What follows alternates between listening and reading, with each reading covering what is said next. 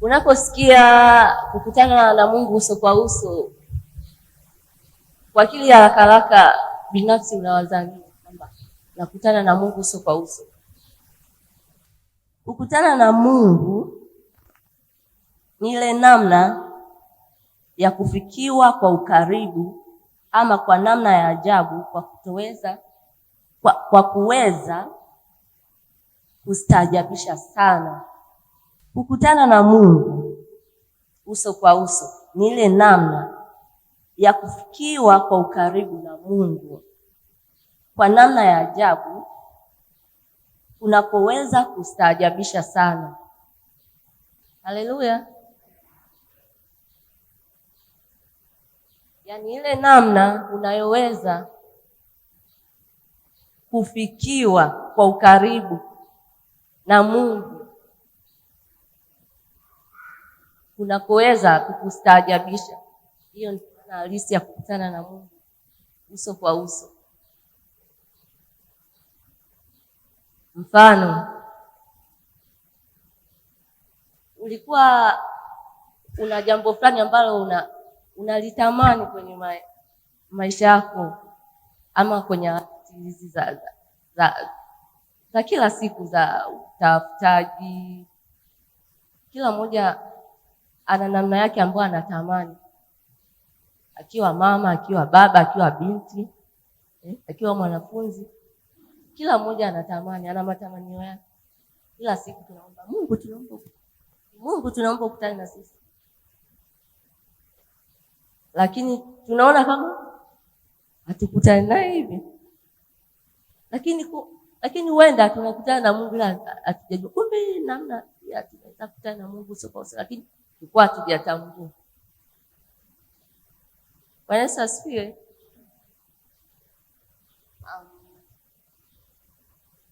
Vile mfano labda ni mama na mwanao afanye vizuri shuleni, nimuomba Mungu, nasema kuna watoto wa wenzangu hivi na hivi na hivi, amefanya mtihani, umepata matokeo, unashangaa mwanao alikuwa wa 100, unashangaa amekuwa 50. Hapo hujakutana na Mungu uso kwa uso. Au paka hao wa kwanza kutoka hiyo 100 mpaka 50 hapo ni gap kubwa. Lakini Bwana Yesu asifiwe. Lakini pia kuna mambo mengi ambayo kadri Roho Mtakatifu atakavyoniongoza nitafafanua, ambayo yanatusababisha sisi tusikutane na Mungu uso kwa uso. Haleluya. Nimesema kukutana na Mungu uso kwa uso ni ile namna ya kufikiwa kwa ukaribu kwa namna ya ajabu kunaweza kustaajabisha sana. Kufikiwa na Mungu kwa ukaribu. Nafikiri kila mmoja wetu hapa ana shauku ya kufikiwa na Mungu kwa ukaribu. Ndio maana halisi ya kuonana na Mungu uso kwa uso. Kila mmoja wetu tunakuja kwenye ibada, tunafanya maombi ili tuonane na Mungu uso kwa uso. Tunatoa zaka, tunafanya. Yote hiyo ni kufanyaje? Kuonana na Mungu uso kwa uso. Lakini je, tunawezaje sasa kuonana na Mungu uso kwa uso? Ama ni sababu zipi zinazotufanya tusionane na Mungu uso kwa uso? Ikiwa sisi tunatamani tuonane na Mungu uso kwa uso kama Gideoni. Mpaka akasema ole wangu mimi, nimemuona Bwana, akahisi atakufa. Yeye kanikucha mimi wakati nimeokoka mwaka jana. Kuna wakati nilikuwa naomba, ulinifurahisha sana huo mstari. Ole wangu mimi, Yesu natamani kukuona, Yesu natamani kukuona. Basi nikawa nauliza baadhi yake, mimi natamani kumuona Yesu. nataka nionane naye. Nasikiaga tu watu wanasema wanaonana na Yesu, na shauku ndani. Basi nikatoa baadhi ya taratibu, kuna kuomba, kuna kufunga, kuna kujitakasa, na mimi nikafanya. Basi katika kuendelea na maombi ili nionane na uso kwa uso, sasa nikiwa naomba, naomba ghafla miguu yangu ikaanza kusikia inapanda kwenda juu. Nini hiki? Miguu yangu ikaanza kupanda kwenda juu. Jikaze hapa sehemu niliyokaa ndio nahisi labda hakuko sawa, nikahama tena. Mwisho siku nikaogopa, nikaacha. Nini hiki, mbona wote najisi hivyo? Basi nikaenda nimesahau hapo kama nataka kuonana na Mungu. Nilisema nataka kuonana na Mungu uso kwa uso, nataka kumuona Yesu. Nikasahau hata hiyo situation. Nikaenda kuwasimulia baadhi ya watu ambao niliwaambia, na wakanishauri, wakaniambia wewe ulikosea, ulitakiwa uendelee kuomba. Sasa ndio kama Gideon wangu mimi nimeona alisi kwamba atafanyaje, atakufa. Kumbe ni kweli tunatamani kumuona Yesu, kumuona Bwana uso kwa uso, lakini je, kuna mambo fulani ambayo yametupasa sisi kama Wakristo, kama watu tunaomwamini Yesu, kuyafanya ili kwamba tuonane na Yesu uso kwa uso, tuonane na Bwana uso kwa uso. Bwana Yesu asifiwe. Takwenda kueleza sababu zinazofanya tusionane na Mungu uso kwa uso. Bwana Yesu asifiwe. Sababu ya kwanza ni kutokuomba katika Roho Mtakatifu. Haleluya. Kutokuomba katika Roho Mtakatifu. Kutokuomba katika Roho Mtakatifu kunatufanya sisi tusiweze kuonana na Mungu uso kwa uso. Haleluya. Nafikiri wengi mtajiuliza, kwa hiyo mbona kuomba naomba? Kuomba katika Roho Mtakatifu. Roho Mtakatifu ni nafsi. Haleluya. Roho Mtakatifu ni nafsi ya Mungu Baba, ikiwa imefanywa katika sehemu kuu tatu: Mungu Baba, Mungu Mwana na Mungu Roho. Ikiwa sisi tunaenda mbele za Mungu kwa kuomba kwa mawazo yetu, kwa kutanguliza sana mizigo yetu, Mungu tazama hiki na hiki, 1 2 3, tunasahau kumshirikisha Mtakatifu. Hiyo ni sababu ambayo inatufanya sisi tusionane na Mungu uso kwa uso. Ukisoma Luka 11 ule mstari wa kwanza,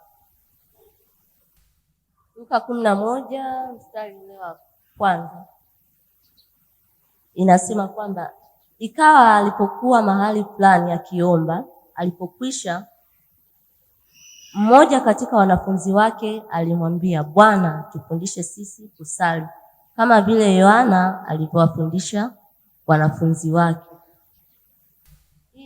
Hii ina maana gani? Yesu, tunafahamu ya kuwa Yesu alitembea na wanafunzi, alikuwa na wanafunzi wake, na kila siku hao wanafunzi wake walikuwa wakihisi ya kwamba wanajua kuomba. Lakini kuna siku moja Yesu alikwenda kuomba na wao wakamuona. Walipomuona anaomba, iliwastaajabisha kidogo sana, sio kidogo sana, kiasi kwamba akamwambia, na sisi Bwana, tunaomba na sisi utufundishe kuomba. Wao walijua kumbe tunapoomba hatujui kuomba. Kumbe tunavyoomba siku zote hivi haitupasi kuomba kama, kwa sababu walimuona Yesu akiomba kwa kuugua. Sasa hatuwezi kuomba kwa kuugua ikiwa hatuna Roho Mtakatifu. Ndio maana nikasema kanuni ambazo zinatufanya pia tukose kukutana na Mungu uso kwa uso ni pamoja na hiyo, kutoomba katika Roho Mtakatifu. Ndio maana hao wanafunzi hao wanaume wa Kiyahudi walipogundua hilo, walitamani na wao, walitamani kuomba katika Roho. Ndio maana wakamwambia Yesu, tunaomba utufundishe. Kwa hiyo ikiwa sisi tutajua kuomba katika Roho, lazima tukutane na Mungu, lazima tukutane na Mungu uso kwa uso.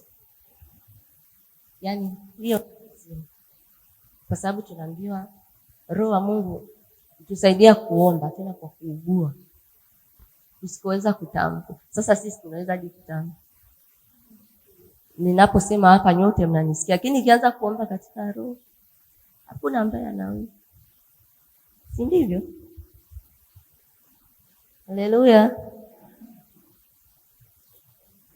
Sababu ya kwanza, hiyo ni sababu ya kwanza ambayo inatufanya sisi tusimuone Mungu uso kwa uso.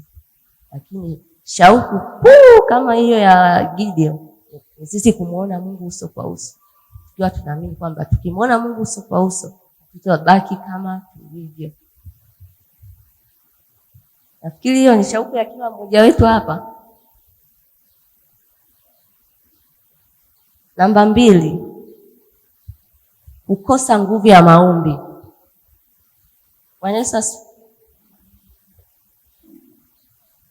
Kukosa nguvu ya maombi na yenyewe ni sababu inayotufanya sisi tusimuone Mungu uso kwa uso. Maombi yetu kuwa malegevu ama kuyakosa kabisa. Kwamba ninaomba sana nikiwa kwenye nyakati fulani nikiona vipi mambo yangu yanaendelea sawa na kulia kidogo hivyo. Mambo tena yakiwa mabaya naomba tena. Kukosa nguvu ya maombi ni sababu pia inayosababisha tusimuone Mungu uso kwa uso. Haleluya.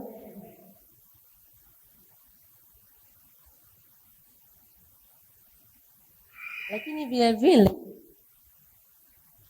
ikiwa tunatamani ama tunashauku ya ndani ya kumuona Mungu uso kwa uso, ni lazima pia tuombe toka ndani. Mungu atupe nguvu ya maombi. Ndiyo tumemkaribisha Roho Mtakatifu, shauku yetu. Jambo lolote lile, hata kwenye maisha ya kawaida tu, hata kuachana na maisha ya kiroho, inahitaji bidii, si ndio? Sipokuwa na bidii huwezi kukiona kitu chochote. Jambo lolote lile, katika kila jambo inahitaji bidii. Hata katika kuomba pia kama hiyo. Kikosa nguvu ya maombi pia huwezi kuonana na Mungu uso kwa uso. Kwa mfano, niwape ushuhuda mmoja kuhusu mimi mwenyewe.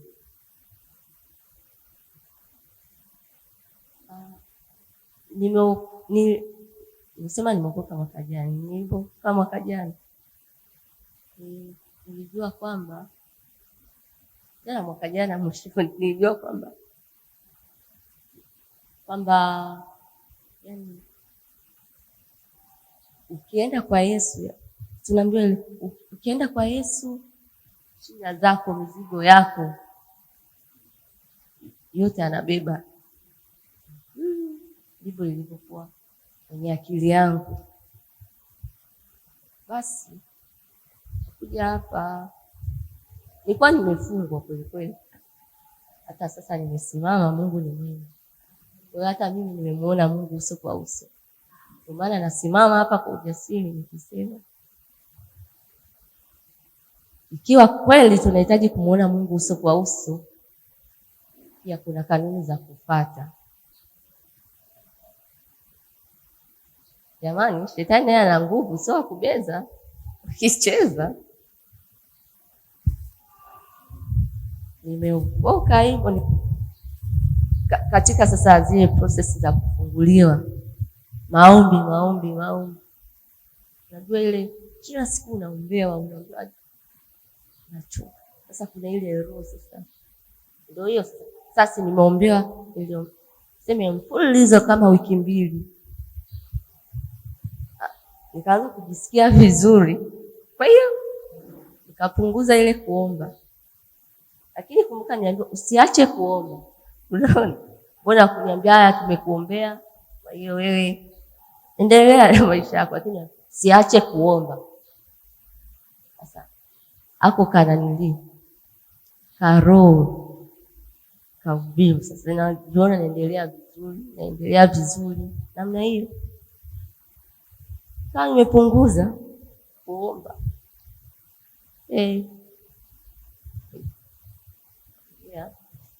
Yanatokea hapo. Hata sasa nimesimama hivi, ni neema ya Mungu. Neema ya Mungu.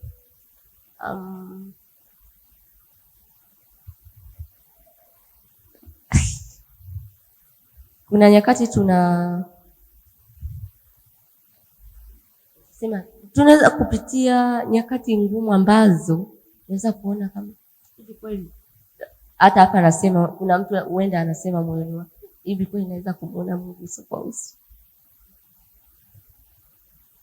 Na uhakika na kuhakikishia hilo, unaweza kumuona Mungu uso kwa uso ikiwa tu umeamini na utafuata kanuni hizi ambazo Mungu mwenyewe ameruhusu tuzifahamu ili tuonane naye uso kwa uso. Haleluya.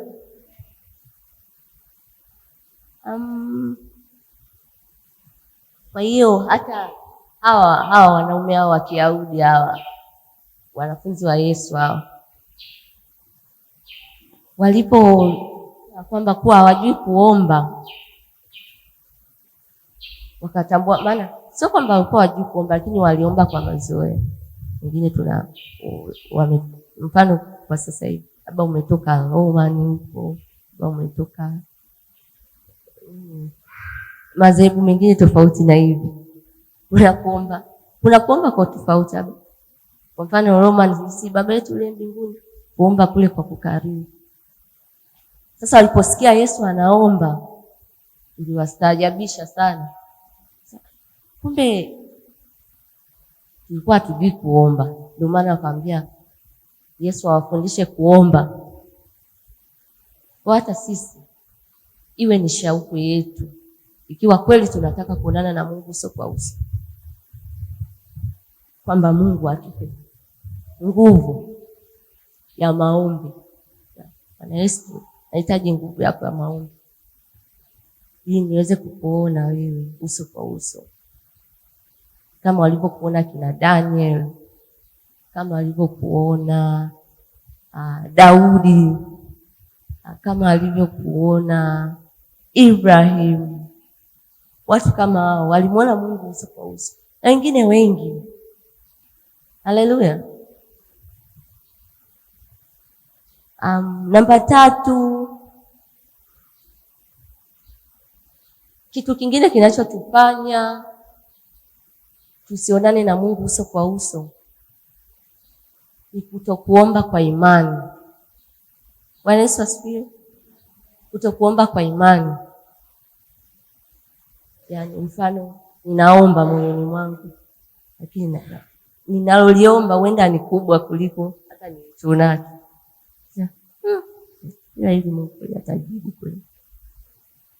Unamwangalia fulani labda Mungu amempata kwa sababu ya kitu fulani. Kutokuomba kwa imani, mashaka. Hiyo pia ni sababu ya sisi kutomuona Mungu uso kwa uso. Bwana Yesu asifiwe. Yatupasa sisi kama Wakristo ama kama watu tunaomjua Yesu tuombe kwa imani, kama ambavyo neno la Mungu linasema katika Waebrania 11 ya kwamba basi imani ni kuwa na hakika na mambo yatarajiwayo, ni bayana na yale yasiyoonekana. Kwa hiyo hata yale tusiyoyaona au tusiyoyaona ndio imani yenyewe. Naomba gari ikiwa mimi mwenyewe sina gari. Hata tu akaunti yangu haishawishi kununua gari, lakini naomba gari au nifungue kitu fulani. Kwa hiyo ukishatia shaka huwezi kumuona Mungu uso kwa uso. Utaomba na kuomba na kuomba. Ukishaweka shaka ni ngumu. Ndio maana hata Yesu alipojaribiwa angeweka shaka sasa, angeweka shaka tu kwenye jambo lolote lisingekuwa. Haleluya. Bwana Yesu asifiwe. Kuomba kwa imani. Kuomba kwa imani pia kunatusababisha sisi tusionane na Mungu uso kwa uso. Unaomba kwa mashaka, ukifikiri Mungu Mungu, yani kwamba unamwekea Mungu mpaka ili Mungu aweze kulifanya. Mungu atalifanya kweli? Yani tayari umeshaweka mashaka. Huwezi kuonana na Mungu uso kwa uso kwa namna hiyo. Yatupasa sisi kama sisi kuinua imani zetu, ama kila mmoja wetu kuinua imani kwamba tunamuomba Mungu aliye mwaminifu na tutaonana naye uso kwa uso. Lazima uonane naye. Kama mimi nimeonana naye ambaye ni mstahili kipo, wewe ni nani sasa? Bwana Yesu asifiwe. Kwa hiyo imani hata ambapo labda niwe tena kutoka, hata ambapo nilikuwa nahisi kuchoka, kwa nini zikawa nyingi? Lakini nikumbuka jambo moja, hakuna jambo linalomshinda Mungu. Hakuna jambo linalomshinda Mungu. Hivyo tu nilikuwa nasema hata kwenye moyo wangu, kama nimechoka sasa, lakini hakuna jambo linalomshinda Mungu. Wewe ukikataa, nani ataruhusu? Kwa hiyo niliweka imani. Jambo lolote lile, liwe kubwa ama dogo, linafanyika kwa sababu ya imani. Haleluya. Bwana Yesu asifiwe. Sasa kuinua imani zetu, hatuache kutomba kwa imani.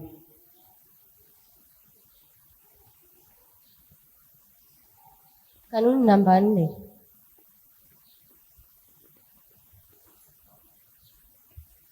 ni kutokuishi kimiujiza. Bwana Yesu asifiwe. Kutokuishi kimiujiza unaweza kushangaza kidogo. Na unanaje unataka kuonana na Mungu uso kwa uso, lakini inabidi pia wakati mwingine kuishi miujiza. Bwana Yesu asifiwe. Tunaishije kimiujiza sasa? Kuishi kimiujiza ni ile namna ya kupeleka maombi yako, kupeleka hoja zako na kuamini ya kuwa zimeshakuwa. Bwana Yesu asifiwe. Hatumuoni Mungu kwa sababu wakati mwingine pia hatuishi kimiujiza. Kwa mfano, napenda kujitolea mfano mimi mwenyewe. Kuna wakati fulani nafikiri sio mara zote unaweza kuwa sawa. Hasa kwenye harakati za utafutaji. Kuna wakati mwingine unakosa kabisa, lakini mimi huwa naamua kuishi kimiujiza.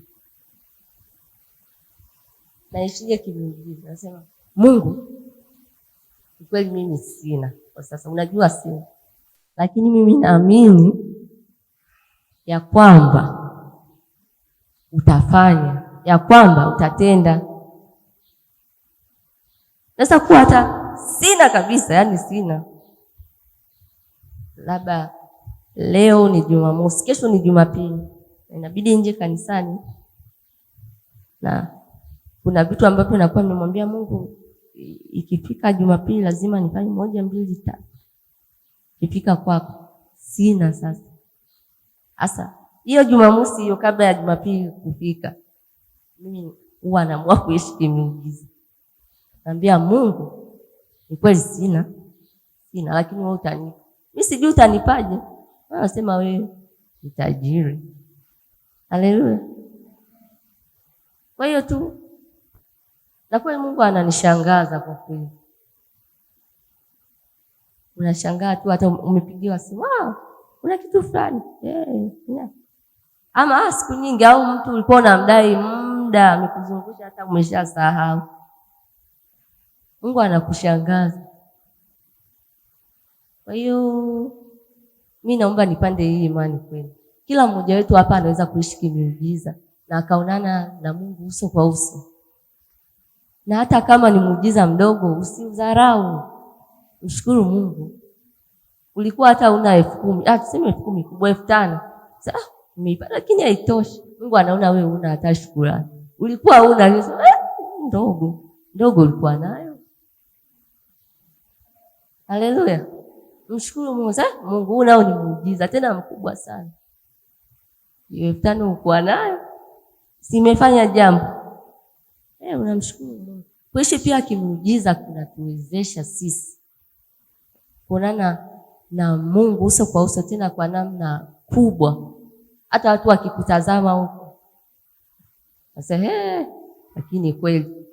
Mimi hapa najitolea tena mfano mimi mwenyewe.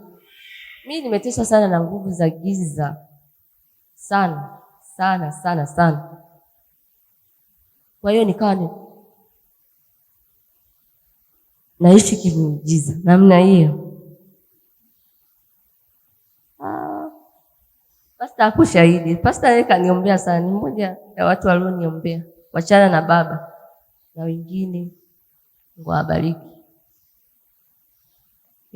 Kuna wakati sio kama Mungu hawezi kutenda, ila kuna wakati Mungu pia naye anakupima.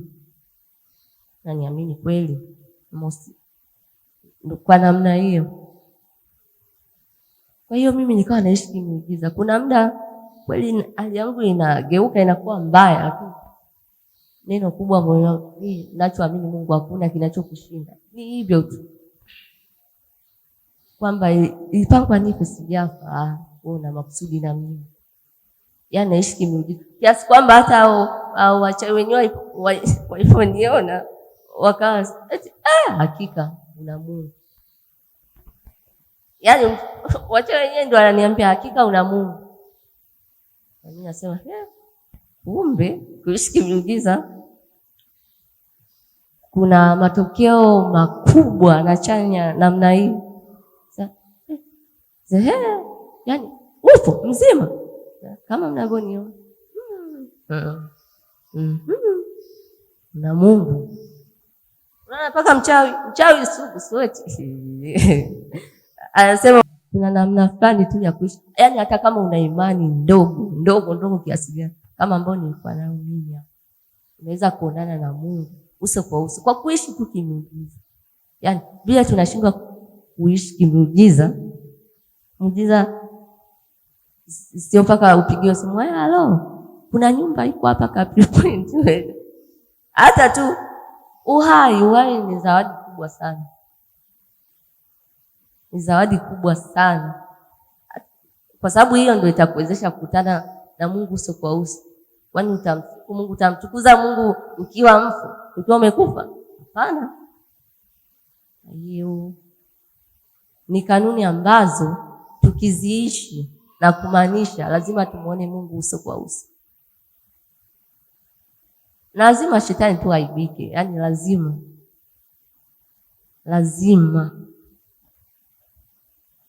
Haleluya.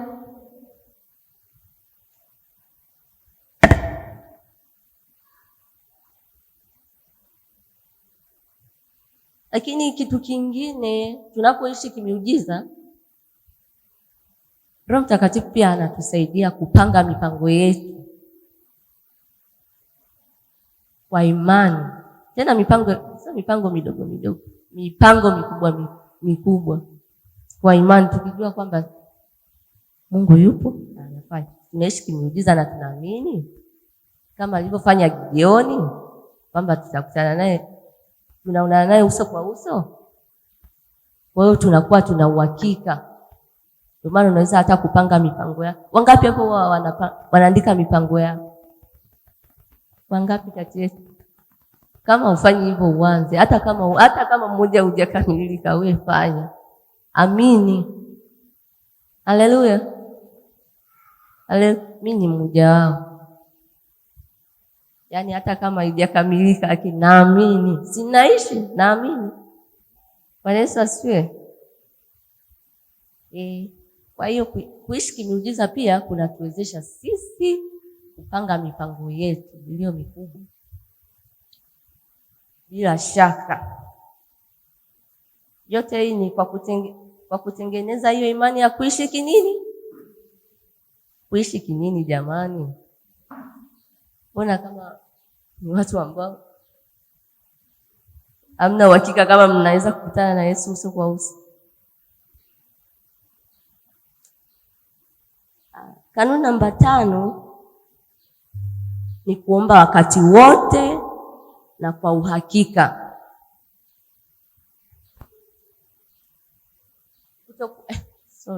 Kutokuomba wakati wote na kwa uhakika, ili pia ni tatizo.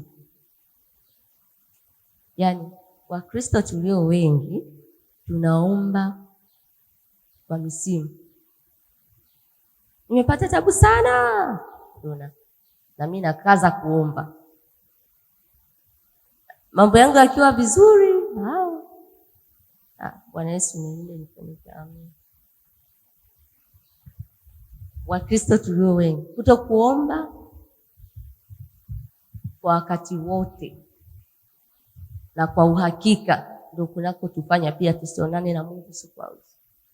Unaomba una uhakika. Sasa kama wewe una uhakika, kwa nini Mungu akutendee sasa? Ikiwa tu mwenyewe umwamini wewe Mungu unayemwomba, kwa nini akutendee? Hata tuseme hawa waneni hao ukiwa unaangalia hizi movie za Kihindi hizi, wanapoomba hiyo miungu yao, si wanakuwa na uhakika naye? Mwenyewe inakushangaza sana. Sasa wanaomba hapa kitu gani? Lakini wana uhakika na wakati napenda kuangalia movie za Kihindi. Ilikuwa inanishangaza hadi nawaambia rafiki zangu, hivi Wahindi wanaomba kitu gani? Lakini wanaomba kwa uhakika na Mungu anatenda. Je, sisi ambaye Mungu wetu mwenye nguvu atafanya kwa namna ipi ikiwa tunaomba kwa uhakika na kwa kumaanisha? Si atafanya zaidi? Amina. Kwa hiyo tunapoenda mbele za Mungu ikiwa kweli tunatamani, na hilo ni hitaji la kila siku la kila mmoja, sio leo kwa ajili ya zoni ya Bethlehem. Mimi nafikiri ni hitaji la kila mmoja wetu hapa. Kila siku tunatamani kuonana na Mungu uso kwa uso. Kila siku, kila itwapo leo, kila mmoja wetu anatamani kuonana na Mungu uso kwa uso. Kila mmoja wetu ana mahitaji ambayo anatamani Mungu akutane nayo, na akikutana nayo si ndio ameonana naye uso kwa uso. Lakini kitu kingine, shukrani. Mioyo ya shukrani, kukosa mioyo ya shukrani. Anasema ijapo kawia ingojee. Wangapi hapa siku hizi wana moyo wa uvumilivu? Ni wachache. Sababu Mungu mimi kila siku mbona wenzangu na nini? Umesahau hata tu uzima uliopewa. Wenzako huko Bugando Siketule, hali mbaya, wanapumlia oxygen. Wewe ni mzima, unashindwa kumshukuru Mungu. Hapo utaonana naye vipi uso kwa uso? Unanung'unika, mkono shavuni kama huyu. Muda wote Mungu. Ni kweli anajua. Lakini je, umeshawahi hata kuamka ukamshukuru Mungu kwa machache, hata hayo ambayo unayaona ni madogo? Kumshukuru Mungu hata kwa hicho kidogo. Hata Mungu nakushukuru, familia yangu ni nzima. Kama una watoto, kama una kabiashara, hata kama unapata 5,000 kwa siku. Unaweza kuwa nakosa na kushukuru Mungu. Mimi hata nina sehemu ya kulaza kichwa changu. Kuna wengine wanapigwa mvua lakini na wenyewe wanaamini ipo siku Mungu atanani, lakini wewe hata unyeshewe. Kukosa mioyo ya shukrani pia inatufanya kutoonana na Mungu uso kwa uso. Hebu kila mmoja wetu awe na shauku ya kumshukuru Mungu hata kwa kidogo. Hata kwa kidogo. Mimi kuna wakati wanapitia vita. Nikitaka kusikia tu sauti ya kukata tamaa, nakumbuka kwamba hivi inanipasa kushukuru. Ilikuwa nife tarehe fulani lakini mpaka sasa hivi nipo. Iliandikwa. Kwa hivyo vingine ni ziada. Najikuta napata moyo wa kumshukuru. Na ninapomshukuru Mungu ananifanyia kitu kingine. Ananifanyia jambo jingine. Naweza kusema huyu binti anasema tu, ujui tu. Najua kwa sababu kuna vingine nimepitia. Ni kweli kila mmoja ana nafasi yake na mapito yake. Lakini ikiwa kweli tunatamani kumuona Mungu uso kwa uso, shukrani pia ni jambo kubwa na muhimu. Na Mungu anaona kweli, kumbe huyu mtu wangu anashukuru. Ikiwa tu kwa hiki kidogo anaweza kushukuru, hata kubwa nikimpatia atashukuru. Kama Ayubu vile. Ayubu angelalamika, Mungu mimi nini umesahau nilikutolea nikufanye. Wengine hata kutoa kuna wakati hatutoi. Alafu kunungunika wa kwanza. Hebu tuiambie mioyo yetu, Bwana Yesu tusaidie tujue kushukuru ili tukuone wewe uso kwa uso. Na tukimwona Mungu uso kwa uso, lazima tupate matokeo. Kila mmoja kwa wakati wake. Amina. Amina.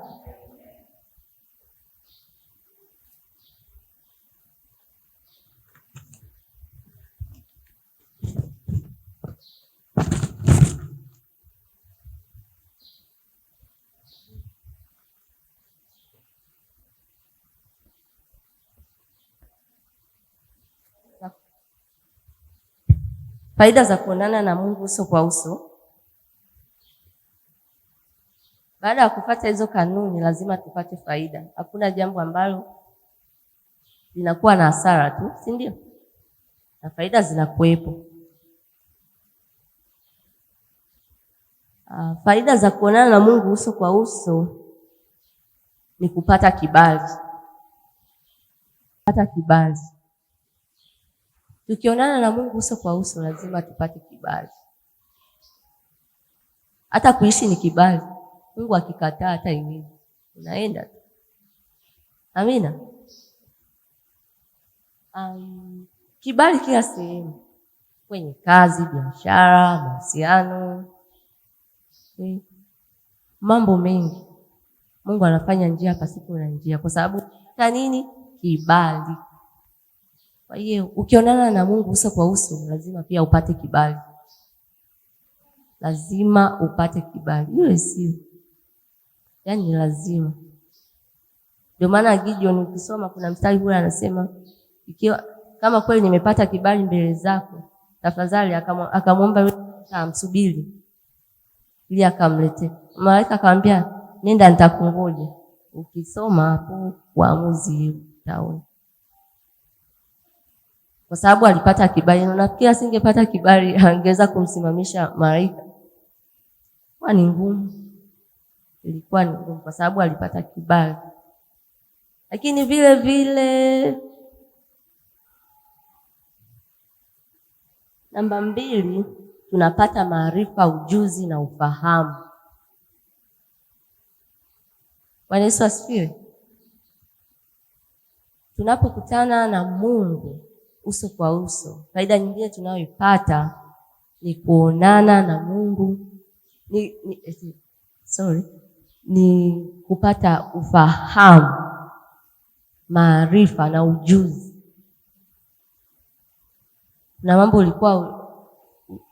Kuna mambo hayakuwepo hata kwenye ufahamu wako. Unashangaa tu automatically. unaanza kuplani 1, 2, 3. Lakini zamani alikuwa mawazo yako hayo. Hiyo yote ni kupata kibali machoni pa Mungu, ufahamu na ujuzi. Hata kama ulikuwa una ujuzi, Mungu anakuinulia watu kwa ajili ya kitu hicho, kwa sababu umepata nini? Kibali.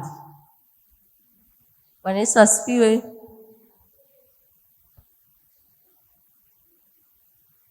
Namba 3. Namba 3 ni kuongezwa imani. Haleluya. Unapokutana na Mungu uso kwa uso, lazima pia uongezeke imani. Lazima uongezwe imani. Lazima uongezwe imani. Ndio maana hata ukisoma Danieli, kuna sehemu ambapo aliongezeka imani kiasi kwamba alijisemea moyoni mwake. Ukisoma anasema alijisemea moyoni mwake kwamba yeye hatokula hicho chakula cha mfalme. Anasema kwamba hatojitia unajisi kwa chakula cha mfalme. Mpaka hapo tayari ana imani. Na kweli imani hiyo ilimsaidia. Imani hiyo ilimsaidia kwa sababu hata alipata kibali kwa yule na ndiye Yoashi. Na imani hiyo hiyo ndio iliyomjaza yeye pamoja na wenzie watatu. Haleluya. Kwa hiyo tunapopata kuonana na Mungu uso kwa uso, lazima pia imani zetu ziongezwe. Nafikiri toka kuokoka kwetu, kila mmoja wetu kwa historia yake, kuna sehemu amesulia kwa sababu alionana na Mungu uso kwa uso. Imani yake sio kama zamani, si ndio? Bwana Yesu asifiwe. Ni kwa sababu alionana na Mungu uso kwa uso. Vivyo hivyo hata sasa Mungu wetu ni yule yule, jana, leo, hata milele. Yeye habadiliki. Hata sasa tunaweza kuonana naye uso kwa uso. Haleluya.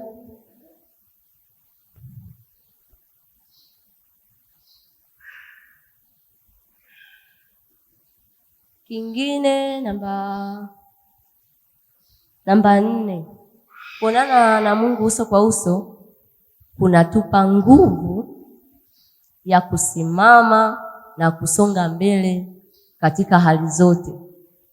Ukionana na Mungu uso kwa uso, sidhani kama utabaki kama ulivyo.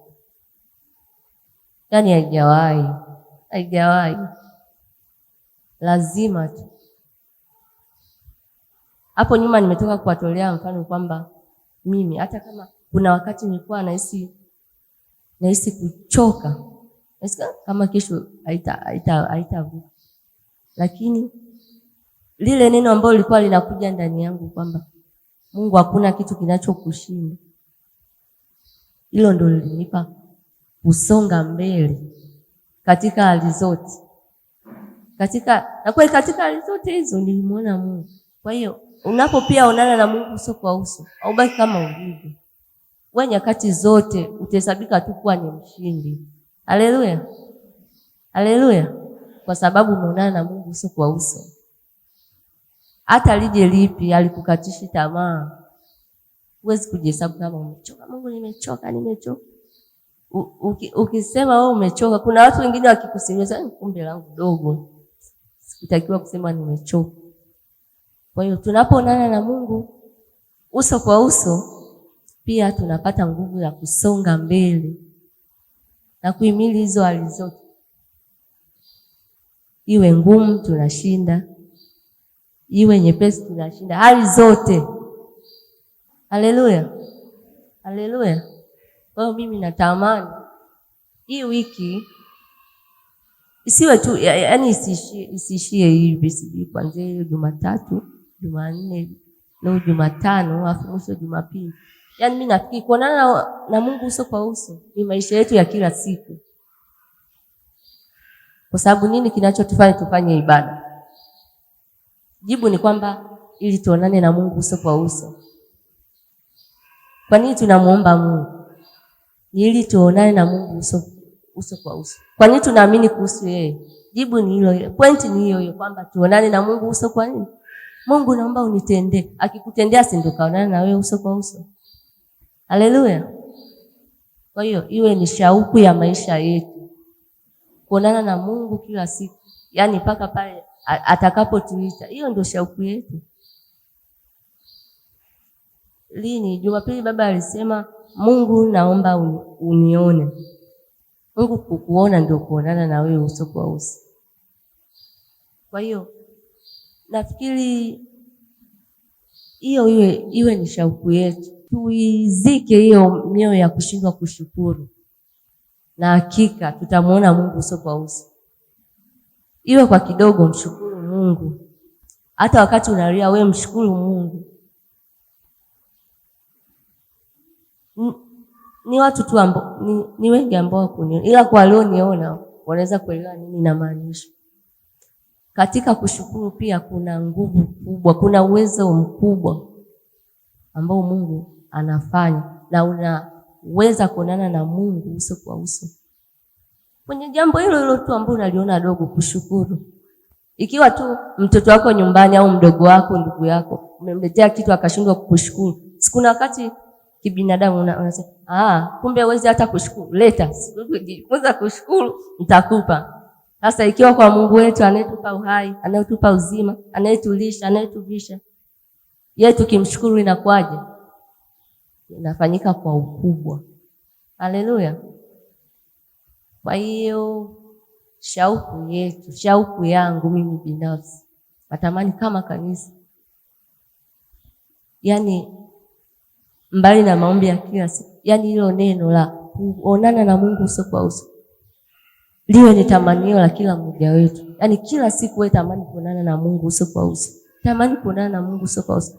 Ndio maana hata niliposoma hiyo Mungu huyo nanili Gideon, nikajikumbuka nikasema kwa kweli na mimi nilikuwa ole wangu. Je, ningeendelea kuomba? Kuna mtu aliwahi kunishuhudia, aliniambia kuna mtu sijui ni Nigeria, kwamba kwa akimuomba Mungu akawa anahisi kuwa ananyanyuliwa juu. Kwa akawa anaenda akujizuia, akumzuia Roho Mtakatifu. Ndio maana tunaambiwa sana tutafute karama za Roho Mtakatifu. Tuombe katika Roho Mtakatifu. Akujizuia. Kwa hiyo hata wakati fulani alikuwa hata akiomba ikawa inajidhihirisha dhahiri, anaelea juu. Yaani waumini wenzake hivi kama hivi. Yaani niwe naongea hapo huku naelea juu. Miguu yangu haikanyagi chini. Si jambo la ajabu sana. Hapo sina mbao. Jambo la ajabu. Lakini ndio hivyo. Kwa hata huyo aliona naye Mungu. Ndio mimi nikajihesabu kama Gideon, ngesema ule wangu mimi.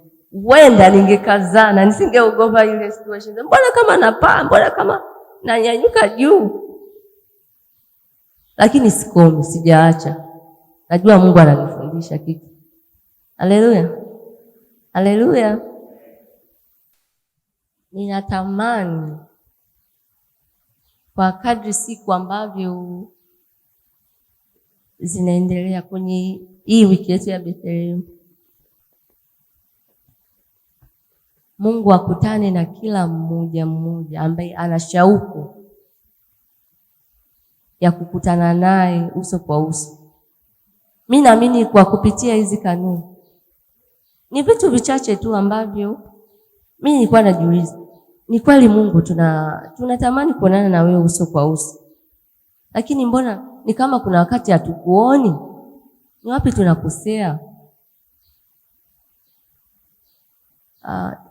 Jana Neema alikuwa anasema mtu anaweza kusema mimi sizini, mimi sisemi uongo, mimi sifanyi nini. Kumbe kuna kanuni nyingine. Ndio kama Roho Mtakatifu alikuwa anaeleza. Kumbe hata kutokushukuru tu kunakuzuia wewe kuonana na Mungu uso kwa uso. Kutokuomba katika roho kunakuzuia wewe kuonana na Roho Mtakatifu. Kutokuamini kwako kuna kuzuia wewe kutokuonana na Roho na kutokuonana na Mungu uso kwa uso. Kukosa kukosa kuomba kwa uhakika kuna kuzuia wewe kuonana na Roho Mtakatifu. Hii nishangaza.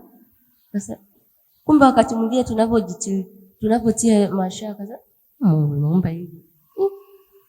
Sijui itakuwa. Kumbe hata hapo pia kunatuzuia sisi kuonana na Mungu uso kwa uso. Kwa hiyo ni shauku yangu, ni matamanio yangu kupitia kanuni hizi ambazo Roho Mtakatifu ametuelekeza kuzifanya, ni lazima tuonane na Mungu uso kwa uso. Haleluya. Haleluya. Wangapi wanatamani kama mimi? Japo siku zote mimi hilo ni tamanio langu. Kila siku toka nimemjua huyu Yesu kwamba nionane naye uso kwa uso. Kwa hata alipokuja alikuwa sema tu ni wakati sahihi. Kwa ni lazima mapenzi ya Mungu yatimizwe. Na lazima tumuone kweli, ikiwa kweli tutamaanisha.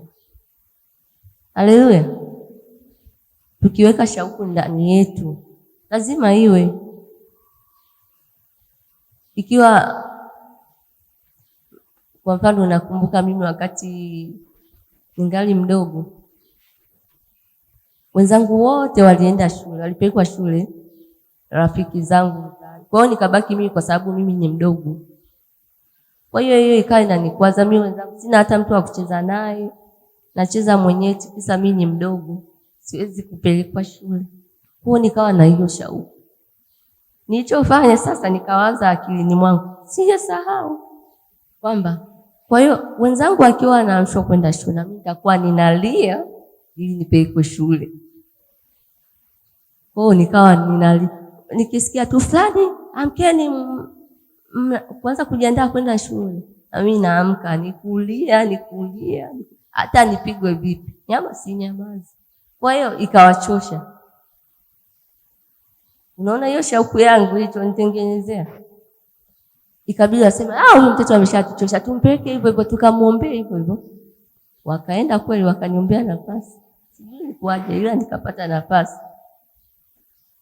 Sasa je, kwa Mungu wa mbinguni tukiweka shauku kwa kumaanisha kweli tutashindwa kumuona uso kwa uso? Hatuwezi kushindwa. Mwambie jirani, huwezi kushindwa. Unashindwaje? Huwezi kushindwa. Kwa hiyo ikawa kama hivyo na mimi nikaanza shule. Kwa hiyo nimefika shule sasa. Nimetamani na mimi kwenda shule. Nimetamani kweli nimepelekwa. Ila sasa akili za shule hakuna, naanza michezo. Kwanza mbona wanachelewa? Chakula saa ngapi? Tatoka saa ngapi? Kwa hiyo mimi najificha nyuma, siandiki, sifanyi nini. Naomba waniandikie wenzangu. Kengele nganga. Nawaza ni nyumbani kwenda kula. Kila siku naandikiwa. Nikifika nyumbani akaguliwa, very good. Unajitahidi, nasifiwa. Kumbe shauku kweli ilinipeleka. Ni kweli ndio tunaweza kuwa na shauku. Ndio tuna shauku ya kuonana na Mungu uso kwa uso, lakini bidii ndio kama ilivyokuwa kwangu sasa.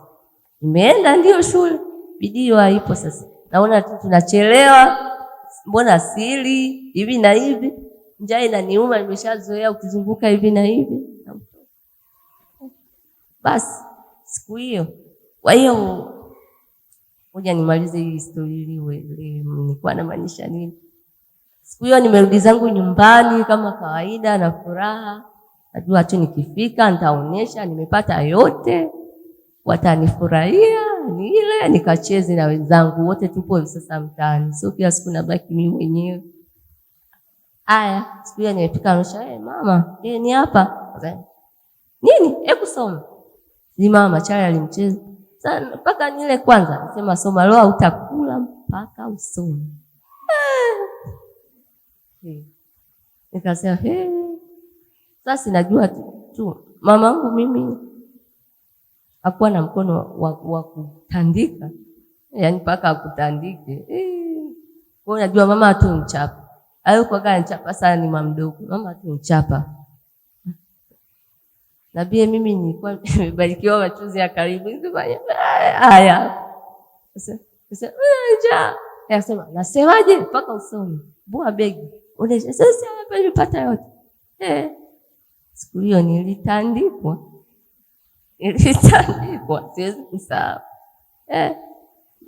Sasa nyumba yetu ilikuwa imepakana na majirani hivi. Sasa hao majirani zangu pia ndio hao watoto wao tunaenda nao shule, wenyewe walikuwa ni wakubwa, kwa hiyo anauelewa kidogo. Wakawa wananicheka, si ile utoto, ukisikia tu mwenzako anapigwa unataka uone ni nini imekuwaje. Kwa hiyo na mimi nipo kwa nini ninanili mwenyewe nipigwe? Nikasema ni fulani ndio wananiandikia na fulani, wataje wote. Wakaanza kukimbia, nikawataja wote. Wataja wote, wakawakamata, tukafungwa mashati mpaka shule. Sasa mwalimu akaanza akasema, "Mwalimu, vipi maendeleo?" Akasema, "Mbona anafanya vizuri? Anafanya vizuri sana binti yako. Mwambie asome." Sijui hata Mungu. Nilitandikwa hapo na mwalimu, toka siku hiyo. Kesho yake wasiojua kusoma, wasiojua kuandika. Yaani paka mtihani unakuja, hata niliwa surprise mimi na ujinga wangu nikawa wa kwanza. Ujinga wote. Sasa je, tukiweka lengo langu ni kwamba bidii uzaa. Sasa tukiweka bidii kwa Mungu, lazima tuonane naye uso kwa uso. Yaani lazima. Sipokuwa na bidii, umeanza jambo ulimalize, hata kwa hali ya kawaida. Umeanza jambo ulimalize, ni ngumu. Kwa hiyo ninatamani kila mmoja liwe ni neno tu la maisha yake. Liwe ni neno la maisha yake. Kiongeza na imani. Na kushukuru. Lazima tuonane na Mungu uso kwa uso. Lazima. Na imani inazaa jamani. Imani inafanya kazi. Labda niwape ushuhuda wa mwisho. Kuna wakati fulani hapa walikuwa wanapitisha changizo hapa baba kwa habari ya gari yake. Gari ya baba inasumbua, gari ya baba inafanya nini? Mimi hata sikuwa na kabiashara kujishikiza hapo. Lakini nikajisikia vibaya sana. Jamani, kila siku changizo, baba gari yake nini na nini, muda mwingine eti baba anakuja na boda. Sasa nikamwambia Mungu, kweli mimi sina hela, lakini nina sauti ya kuomba. Kwa mimi nitakuomba wewe.